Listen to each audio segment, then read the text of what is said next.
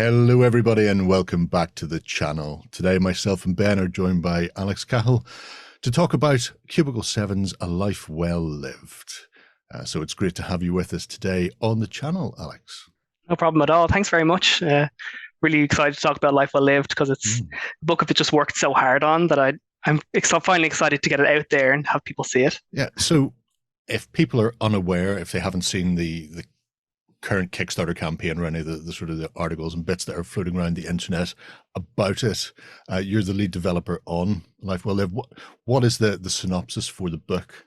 Yeah, so A Life Well Lived was something that we developed to serve some of the more underrepresented parts of 5e.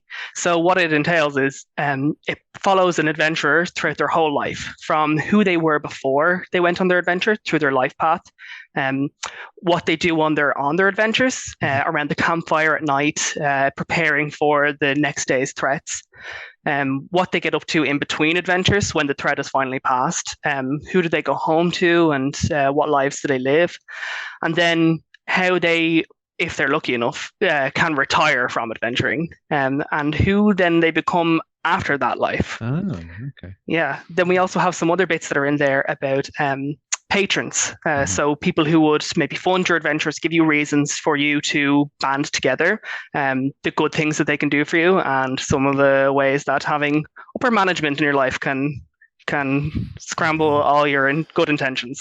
Micromanaging murder hobos. That's not something you ever want to be doing. No. But with A Life Well Lived, the great thing is that we don't have the murder hobo, because we're trying to give people a reason for why they're on this journey and why they can't go home a complete outlaw.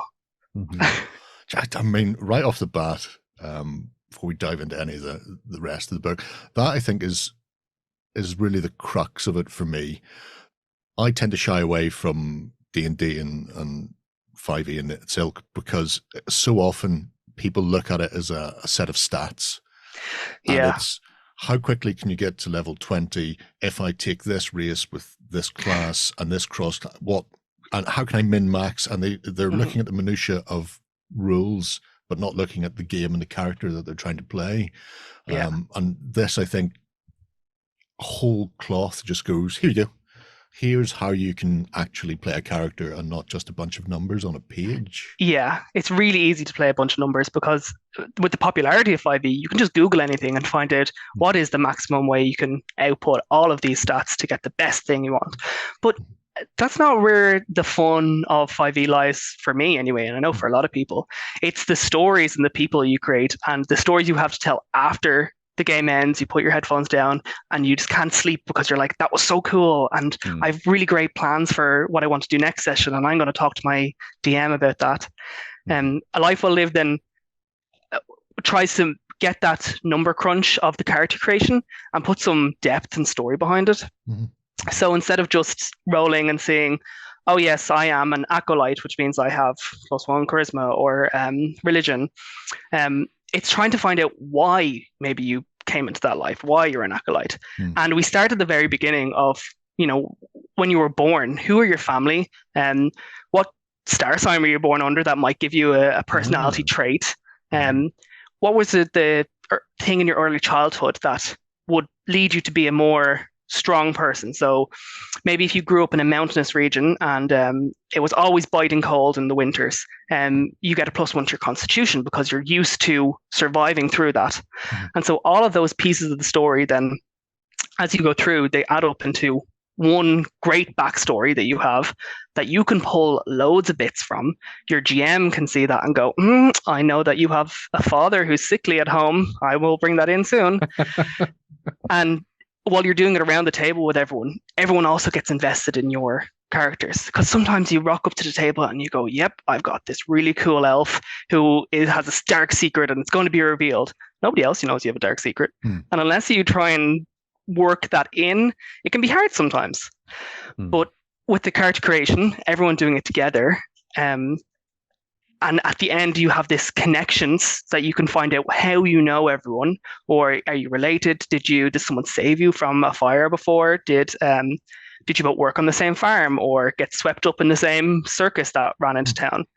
And avoids that whole you meet in a tavern, which is an easy but not the most exciting start to to an adventure. I think that always ends up being one of the pitfalls of a lot of first time adventures, isn't it? Where you dive in and you're like, oh, why would I be hanging out with these people? Well, you agreed to sit down at the table with your friends to play a game, kind of thing. That's one of them. But it's always nice to have those reasons, and it's nice to know that you've got all that stuff in there, almost in a collaborative sense, in a way, to kind of build on that and tell that interesting story. Really cool. mean, that's some of the most interesting times, is that session 0 where you're learning what your world is about from your GM and learning who you are through life well lived or any other way, and your friends around the table can spot those things and go, oh, you know what, that really works in well with what I've already built or an idea that I had in my head.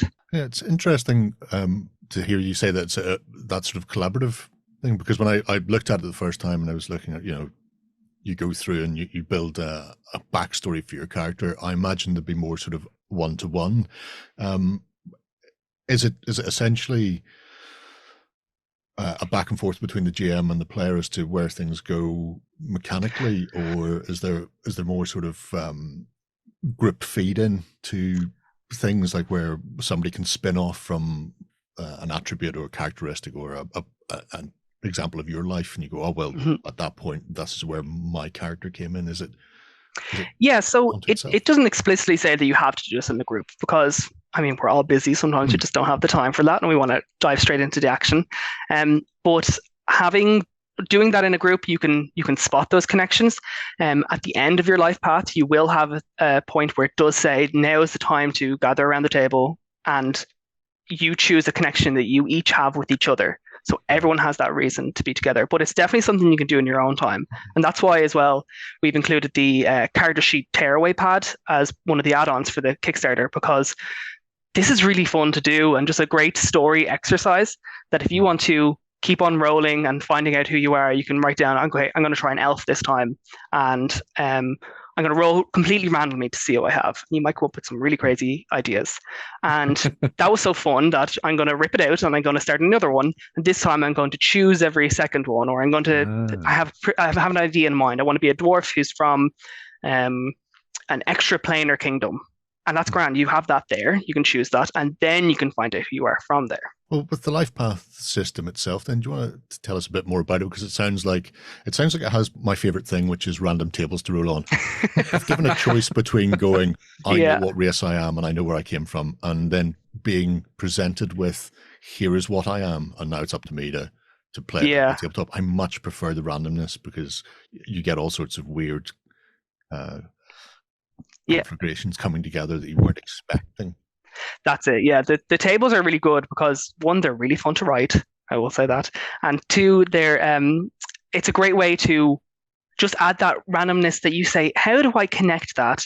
And once you come up with that connection, you're like, oh, that is brilliant. That why when I rolled that one day I was lost in a snowy mountainside, when I said that I was from the bottom of the ocean, and through those tables and through maybe later on you can come back and revisit those, you go, oh, okay, so that's how I got to here, and that's how I got to this town where I met you, and we went on an adventure before this all started.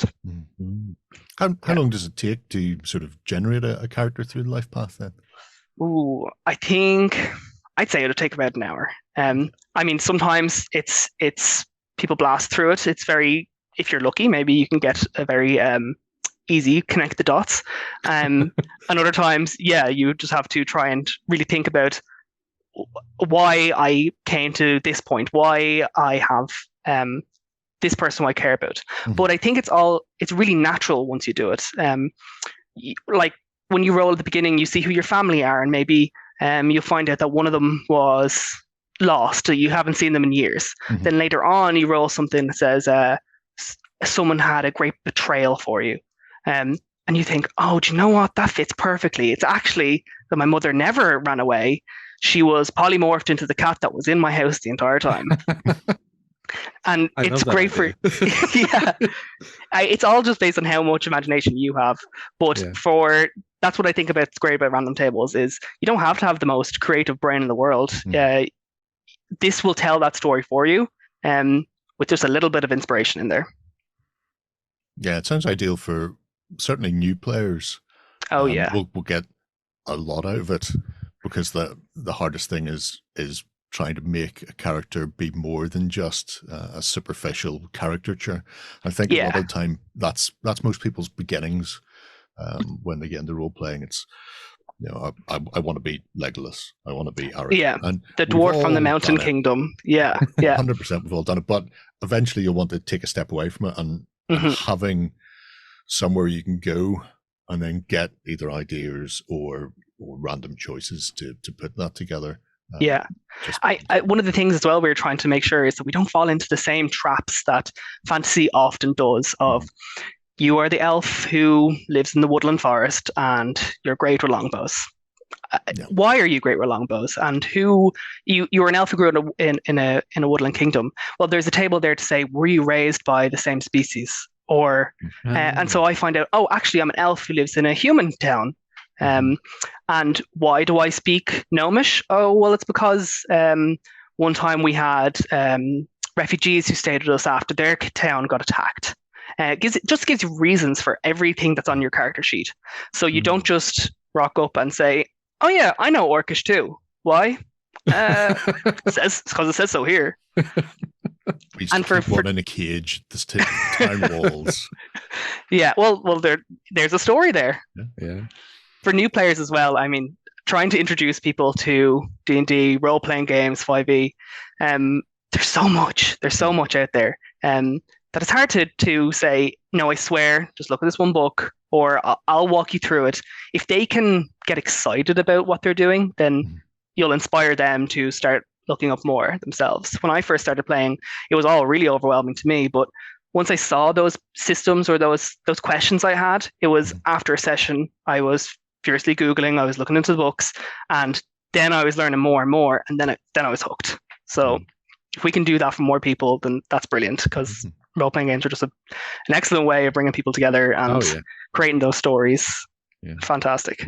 So with the book itself then, the life path system, as you've already mentioned, is only one of several components within it. Yeah. Before we delve into some of the rest of it, what sort of page count are you looking at the moment for this? Is it a large tome?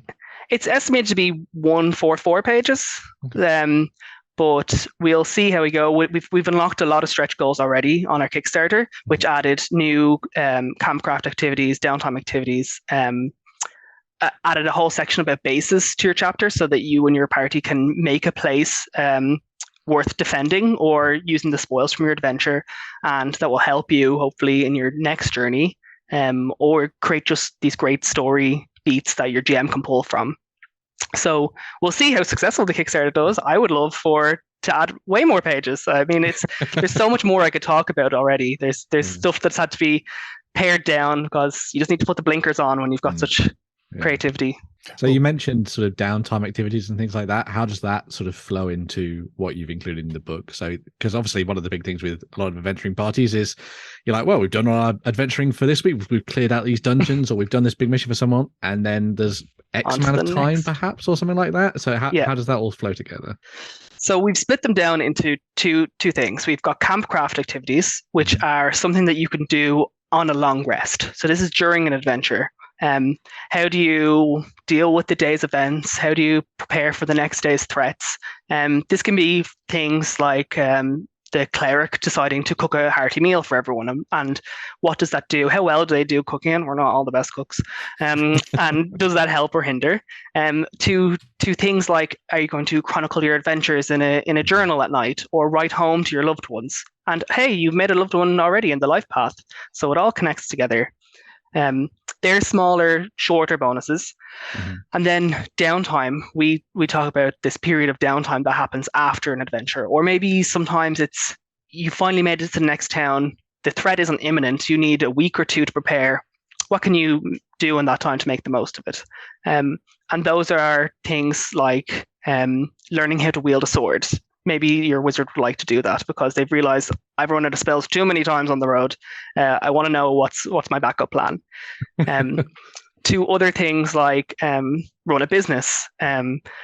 Maybe you left your old job behind and you want to continue that trade because you've got this proficiency in woodcarver's tools. So do you know what? I'm going to start up a little trinket business where now that we're in the Forest Kingdom, that I can make use of all that material. And then there's other things that I think are the more narrative focused ones. One of the ones that I love is where you've seen a lot of bad things on the road and you want time to yourself.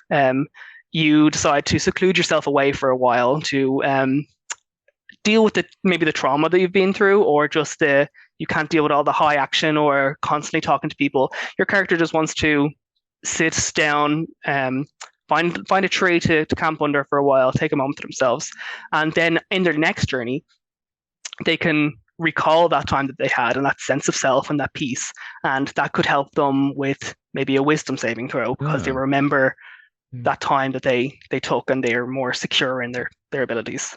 Going full Zen at its stream. Yeah. Well, how does this tie in with the likes of the Uncharted Journeys book then? Because obviously that's about telling the story that happens between the events. And it sounds like the campcraft activities should lie parallel or engage with that. Yeah, so I worked on Uncharted Journeys as well. So that was on the forefront of my mind when I was designing this. And there's some pieces that just make so much sense to click together. So one of the examples we had was going on a journey. You have to prepare for that. Maybe you have a week's time to do that. So you'll undertake a downtime activity in order to get ready for that. And that will be something like you'd like to consult an expert. So you spend a week seeking down someone who's maybe traveled this path before. And that can help you then prepare for setting off on your journey. When you're on your journey, one of the things that you can do is find a place to rest, which is a safe encounter that you can finally catch your breath, take a long rest. And on that, we can say, well, now's your chance to do a campcraft activity. Maybe you're in a snowy region and everyone's suffering from the cold. So you are going to then fabricate some jackets that are stuffed with feathers that another member has gone off and hunted for as their campcraft activity. So then you'll do that. You'll be able to finish your journey, which is the exciting Uncharted Journeys part, and then the quiet, a life well lived. Don't seem like a natural match sometimes, but they definitely work. When you get to your end destination, this is when you can pull on some of those things you made in your life path, or your GM can. You get there and your GM says, oh, you didn't mean to, but you ended up at this town that is hilly and mountainous, and you say, oh, that reminds me of my youth. And the GM might say, actually, yes, this person, your rival from childhood, is actually the ruler of this town. And it's a way for players, GMs, to all make this connected world as well. Yeah. I mean, we all have great ideas ourselves, but if everyone can pull from those, then you can create a great world for everyone to live in. Sounds like a lot of fun to go on a little tiny adventure. Yeah. With some camping in between. It's like the Scouts. Yeah. Except with less monster killing. Than the Scouts. Yeah. You mentioned earlier patrons. Now, we've come across them with Maledictorum. Imperium Maledictum. Yeah. That's the mouthful. Yeah. Is it a similar setup then with the patrons in Life Well Lived? Yeah, so there's some books that we've done that I've taken a few ideas from. Doctors and Daleks was one for the life path, because you had to try and find out why you joined the Doctor on your adventures. And so I try to take some inspiration for that as why you went on your adventure, and who you were and who you are and who you to return to. With Imperium Maledictum, that has a big focus on patrons. And so I tried to see how they could influence your story, what things they could give you to help you. Maybe your patron is really wealthy and is easy to give away their cash. Maybe they have a great reputation, so you can be let into secret societies if you show their seal. But also what ways that they can hinder you. And so they might make you wear a really ostentatious uniform all the time, or you have to introduce yourselves under them and their really lengthy title. Or maybe they are extremely frugal and they want your receipts and to fill out forms in triplicates in order for you to stay in this inn. I love it. Yeah. I love the idea of a parsimonious patron. Yeah. He will pay eventually. It may take several reminders. Yeah. Listen, we all deal with enough paperwork during work hours. Why not bring it into your 5e adventures too? We can never escape. Yeah. But I like the apart from being a good place for GMs to hang story hooks on, I've always played in groups that have used something similar to a patron, especially when we're playing something like Call of Cthulhu, where you're expecting a lot of total party wipes or a lot of character death. Yeah. And you're always looking to continue that story. And there's only so often where a character dies and then their brother comes for revenge, or a friend of theirs gets told that, and by the end of the narrative, the entire party's changed 4 times over, and it's very. Are you still the same party? It's very it's very much Sisyphus.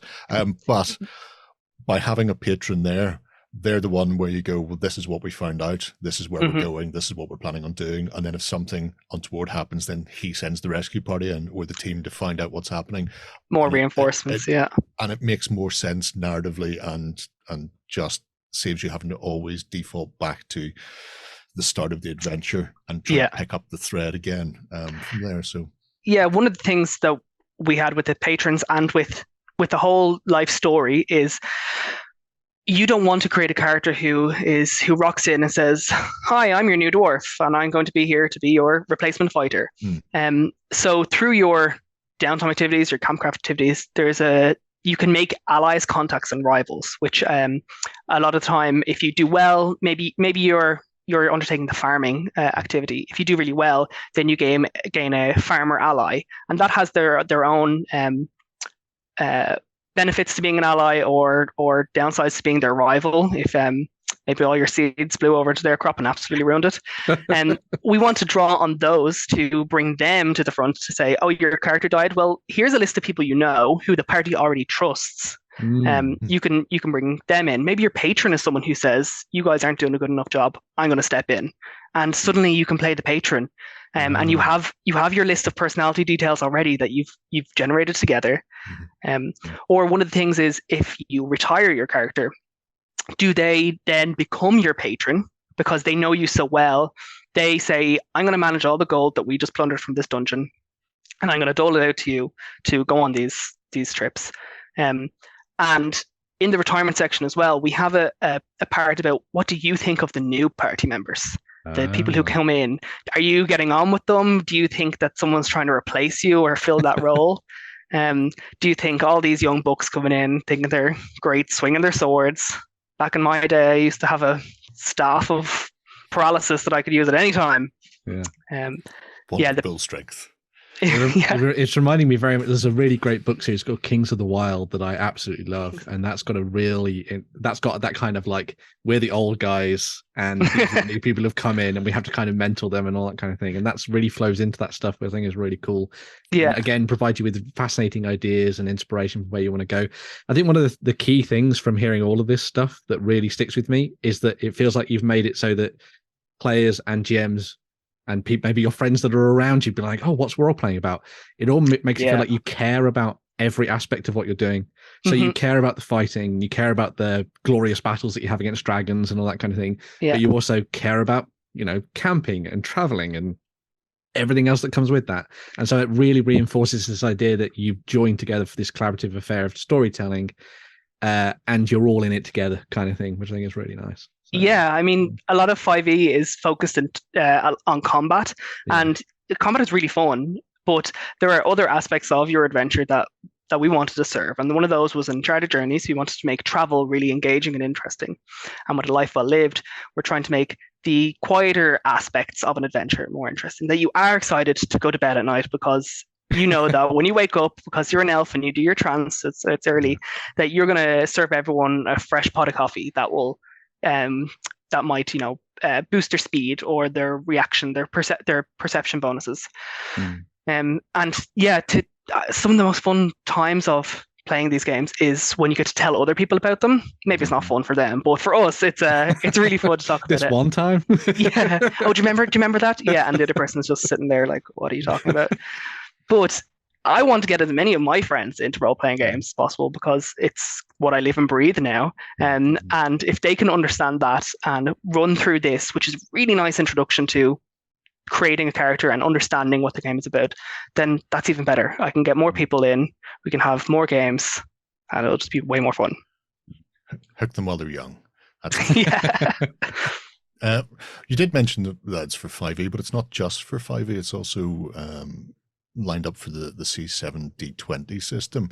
So with all of this, is there a ton of mechanics, or is it more light in mechanics that you can swap in and swap out depending on the system you're using, and it's more pushing the ideas and the genesis of character development narrative? What sort of ways it broken down? Yeah, so A Life Well Lived isn't an entirely mechanical book. There's a lot of things that you can swap in and out, depending on your setting or your game that you're playing. It's a lot of interesting story beats. This serves 5e really well by giving you certain specific advantages in using those mechanics, but it also works well with our C7D20 system, which you can see a lot of this in here, and you can see that it's going to be in a lot of our other books that are coming out. So Broken Weave, for example, has its own life path system, but it's very Broken Weave specific. It's talking about the decay and the hope and your haven, where this is more for the general fantasy. Life path would also be in Victoriana, but it's more focused on your place in London and your social class. The campcraft activities and the downtime activities, there'll be some of those as well in those games and in any future supplements. But there's only a few of those in there where we've made a book dedicated to them. So if you're playing Broken Weave and you're looking for more campcraft activities, you could flick open this book and you could find something, and it might say, oh yeah, I'm going to jury rig an item. But how do I... Oh, I know exactly, because it's just Broken Weave-ified. I'll find the bones of a dead god lying around and I'll stick them together with some decayed halfling glue. Why would you not? You made coffee, but the coffee now ages you by 20 years. yeah. But it feels great. Still not stopping drinking it there. Yeah, so Life Well Lived it's a great stepping off point for lots of other systems. You just have to put your own coat of paint of whatever game, setting, campaign you're in over it. We've been occasionally looking at little bits of art here and there as we've gone through. How much of this did you get to see and look at when it was coming, or was it just a case of you've been working on the mechanical side, and then afterwards somebody has presented onto you, here is a whole... No, I was involved in the art as well.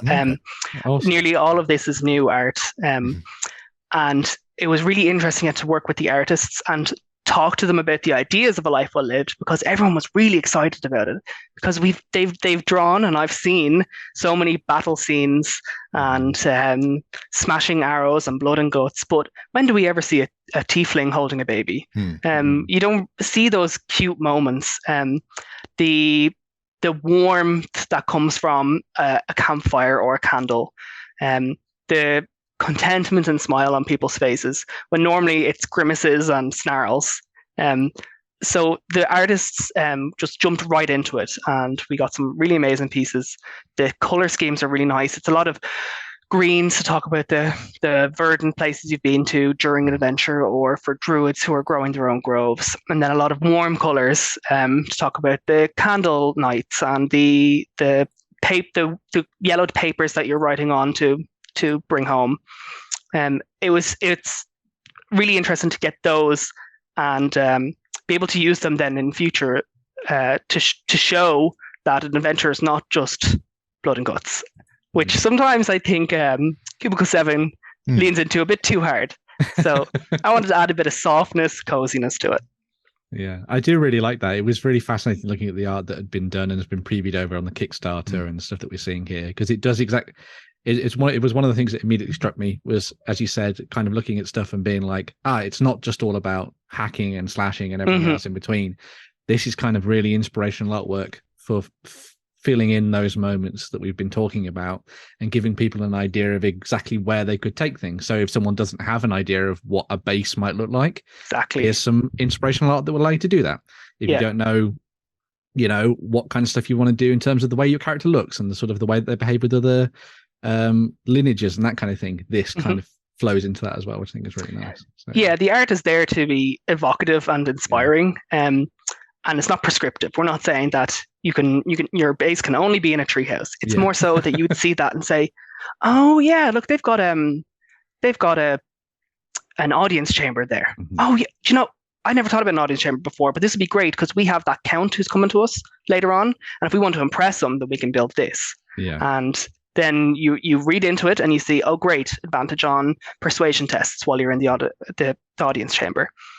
So yeah, we wanted to just make sure that people understood the themes that were in this game, and to take a moment as well to slow down and appreciate the art instead of looking at it and saying, that is so cool, I'm going to build my own character, or I'm going to do this with it. Yeah. Want to inspire people's imaginations, because we all have a very different outlook on what our fantasy in our minds look like. And I quite like that tree setting there that we just looked at. Reminds me of Raymond E. Feist, his Rift War elves, particularly. The fact that they are graceful, slender, but they live in trees like Wookiees. They have these massive boles of trees where the branches have been woven together into huge, essentially, concourses, and you're going, well, that's an unusual way of seeing elves, and I like the idea of doing something a little bit different occasionally, and just seeing the little. I mean, I haven't read Rift War in too long now, but just seeing that, I'm going immediately, well, that's great. But then at the same time, I'm also thinking about William Money from Unforgiven, when he retired from being a gunfighter to being a pig farmer. And I'm thinking, I mean, and that's, again, adventurer / patron, somebody who's just given up the whole adventuring life to go off and it's all the little things that just start circulating when you start thinking beyond the sort of the norm or the But how does it, being a pig farmer, help you if you got that knock on your door from your party saying, one more time, I swear this is the last one we're doing? It's been a few years maybe since then. Maybe you're not as good at wielding your weapons, but you're definitely more wise. You could definitely teach the young ones a thing or two. Yeah, I think that I recently had a character who we just finished our Curse of Strahd campaign, and he was so horrified by all the things that he saw on the road that he called it quits. But now that I get to see how his life progresses as the party keep on going, I will see maybe what he gets up to this year or what he gets up to this time. And when he comes back, he definitely won't be the same. And now I will have some ways to mechanically change him as well to reflect that new life that he's been living. Sounds fantastic. Do you have plans already being scribbled down for the next volume in the series then, or what's the plans for after A Life Well Lived? Yeah, definitely. There's so many ideas floating around. But one of the things that we're going to focus on next is another thing that isn't exactly the combat and fighting. It's another part that we think could do it a bit more spotlight on, and that's the crafting and the alchemy side of 5e, to maybe bring a bit more of the survival elements as well, a lot of inspiration from Broken Weave there, and to give people reasons to spend the gold that they earn at the end of the adventure, or to put that dragon carcass to good use instead of just having sitting on someone's farmland. That's very good. Cool. Yeah, I do like the idea of the component side of things, which often gets sort of, I wouldn't say neglected, but it's the material costs of spells. Yeah. Another piece of back guano. Okay. Yeah. I mean, you may as well just travel in a caravan filled with boxes upon boxes of things. And that's why you need a bag of holding. That's true. Yeah. Here's a life lesson: don't turn those things inside out. Oh, no. Go well for my party. Yeah. But I was curious. Anyway, it's been an absolute joy to sit down and have a chat with you, Alex, about A Life Well Lived. Yeah, it's been brilliant. Already funded on Kickstarter, so it's doing so well. It's really exciting to see how people have responded to it. Yeah, it'll just be a case now of how far you can push it and how many pages you can push between the covers then. How many more ideas I can squeeze out before it's done. Excellent stuff. If you at home have any questions, please feel free to drop them below, and we'll see if we can get you an answer, and hopefully we'll speak to Alex again soon. Until then, brilliant. Bye-bye. Thank you. Go ahead and check out our other content on screen now. And while you're at it, why not hit subscribe and remember to ding our dong. Go on, you know you want to click it. Go on.